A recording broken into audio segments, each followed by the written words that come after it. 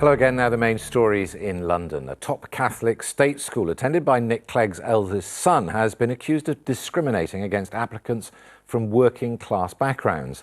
The London Oratory has been ordered to change its admissions policy after a damning report found it had broken government guidelines 105 times.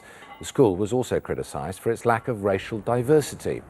The Office of the School's Adjudicator criticised the school for failing to allow for the admission of children of no faith, asking for parents' baptism certificates, and prioritising students whose parents have supported the Catholic Church by doing flower arranging, singing in the choir, or serving at the altar. The original complaint was raised with the Office of the School's Adjudicator by the British Humanist Association. They say the findings are extremely worrying. This school takes in 160 children every year, and last year only 8 came from the borough of Hammersmith and Fulham, in which it's located. I think it's hugely worrying when any school segregates on the basis of ethnicity, socio-economic grounds or anything else, and I think that's particularly concerning when it's a very high-performing school, depriving those who need to access to strong education the most, being able to get into those best schools. The school says it does not accept the conclusions in the report and it is considering taking legal action. A woman who beat her flatmate to death with a hammer then went on a spending spree with her credit cards. It has been jailed. 28-year-old Edita Zavadska has been sentenced to a minimum of 17 years in prison for the murder of Bernadetta Norakaj. She attacked her while she was asleep in her bed in Richmond last year and left her there to die 48 hours later. Architects have drawn up plans for a new town with 190,000 homes on the site of Heathrow Airport.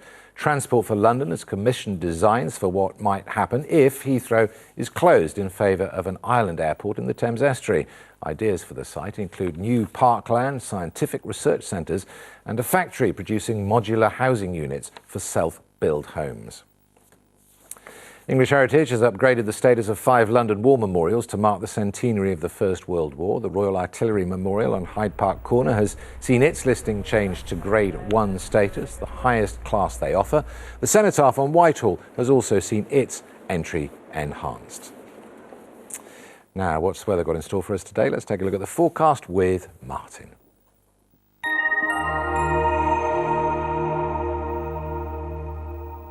We love to get away, whatever the weather.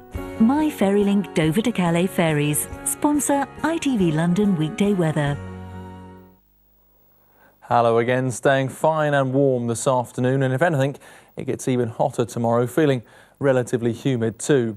It is turning increasingly cloudy over the next few hours, but in the sunshine, still very warm, and it stays pretty hot and humid for all of us overnight, muggy with all this cloud cover.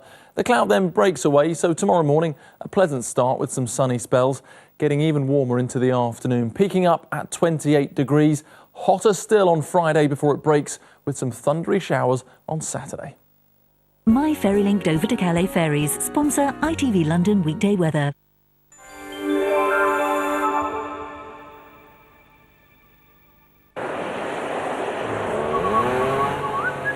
The Pollen Count, sponsored by Checkatrade.com.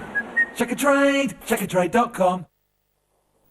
Now, as we head towards the weekend, for hay fever sufferers, grass pollen levels are going to be staying at moderate. I'll see you later. Goodbye.